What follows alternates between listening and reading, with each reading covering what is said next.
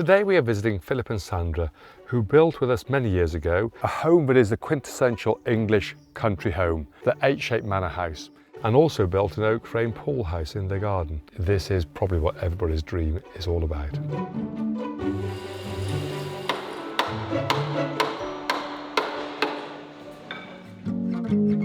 So we're out on our adventures again today, travelling to visit a beautiful home on the Cambridge-Essex border. Lovely part of the country. And this site was an old builder's yard, so it'll be interesting to see just what amount of work has gone in. Let's pull up and go see what we've got.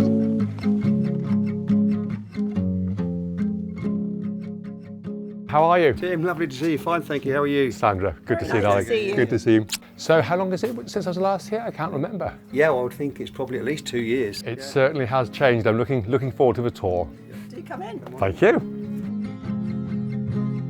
Wonderful to be here, fantastic space, and what you've achieved is incredible. I mean, what was your experience of finding a building plot? What was that journey? Quite an interesting one actually, because Sandra and I, we had a dream, I guess, almost of building our own house. So we did register an interest at quite a few local agents. This one became known to us quite a while before we were able to buy it. But during the planning process, out of the blue, one day we had a phone call just to say we think it's available. So we made contact. It was a building plot as opposed to a house to knock down? Indeed, it was a redundant builder's yard, which had been a builder's yard for over 30 years. Lots of things to clear from the site, but there was outline planning permission for 2 detached dwellings. But we realised very early on that we wanted to change that if we could, which was the start of the process. This was a plot that we fell in love with straight away. And not a million miles from home when I came to visit you in your original house. As the crow flies, we can actually almost see it from upstairs over there. So it was that close. So it was which was very, very useful as well during build. We purchased the land in March 2016, and the build started here in May 2018. So we had just over 2 years to go through the process. So you actually stayed living in your original house while you were building the new house initially? Right up until the very end, yes. What drew you to oak framing, and how did that come about? At the house we lived at before here, we did have an oak extension. We did. It was Sandra actually that had a big dream for an oak frame. One day I was just Googling, Oakwrights came up. I sent it to Sandra and said, is this the kind of thing? I said, this is it. This is exactly what I was looking for. And then we have a friend, Rupert and Lindsay, who just had a house built by Oakwrights. Worked with Pete Tonks on the design. What was the journey like there? Pete was brilliant. The process was a wish list. What would you like? How many bedrooms? How many en-suites? You know, which way would you like the orientation? Do you want a separate dining room, separate TV room? All the questions. Lots of questions. Lots of questions, and it was like a tick list. Pete said, leave it with me, I'll design something. We met Pete again about a month later, and what you see now is not too far different from the actual design that he suggested for us. And then you worked with the design team, the Oakwrights design team, and how was that process? Very interesting process, because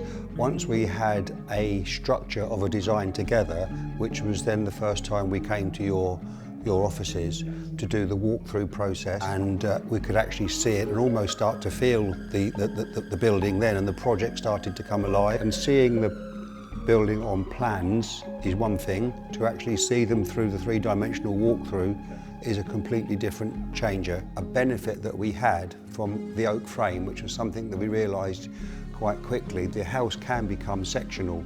So it's very, very easy to look at where walls can go or can't go. We removed a couple of walls upstairs and completely opened up the landing area as well. You can actually change the house quite a lot by virtue of it being sectional through the oak frame.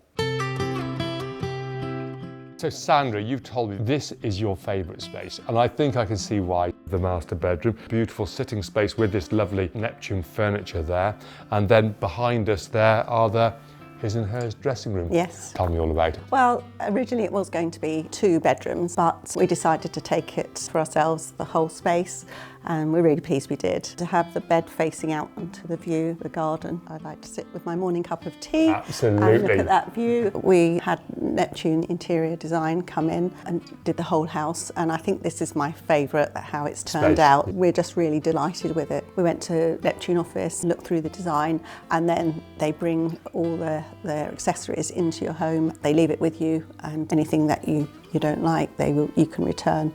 But of course, we loved everything. So we're here on the landing, a large amount of space here, beautiful trusses running over top. There's a little bit of a story here, isn't there? That sort of the evolution of a home. Evolution of the family, I think. This originally was one bedroom behind us. We realised during construction that it was just a lovely area to keep open. We had enough bedrooms for our needs at the time, which worked really, really well. But as part of the Neptune process as well, yes, Pauline came along and said, we've already got a seating area over there.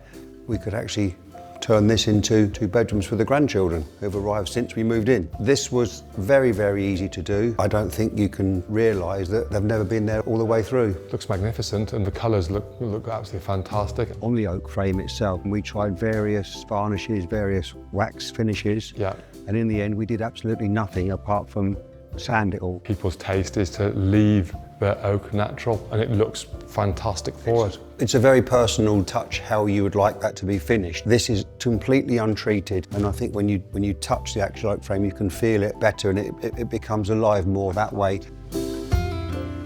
With all house designs, it's not just the house itself, it's actually what happens outside the home. You have a beautiful space here, so how did this part of the development evolve? To decide what we actually wanted and how we wanted to live outside, it actually takes quite a lot of time to flow from the house to the outside in the garden, not only to the outbuildings but the landscaping. You need to live with the area to actually decide exactly what it is you want to do. Did we want a pool? Did we not want a pool? Did we want an outdoor space or not?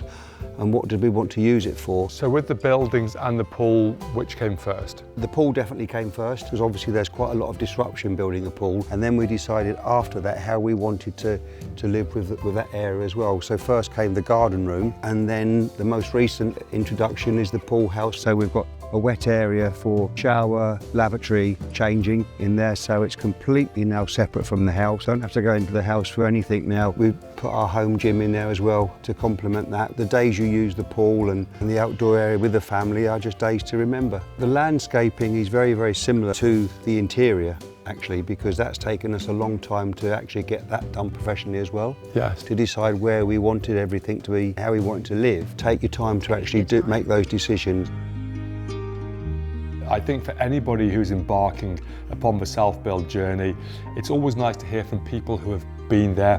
What would your tips be for anybody contemplating a large-scale self-build like you've got here? One of the first tips I could give anyone to do that would be to work out your budget that you want to realistically spend on the house. I think if you don't do that to start with, you can waste a lot of time for everyone involved, and you can also end up being quite disappointed if what you would actually like is not reality. You need to know exactly where you're trying to end up and then work it backwards from there. But you end up with a product and a home that you would like. Another big area of advice I could give from our experience is take as much time as you can to make decisions. Be completely open with your chosen builders, tradesmen that you've got in on decisions that you're making with the kitchens, bathrooms, where walls are going, the layout of things, down to choice of windows, any fittings like that. When you're embarking on a self-build like this,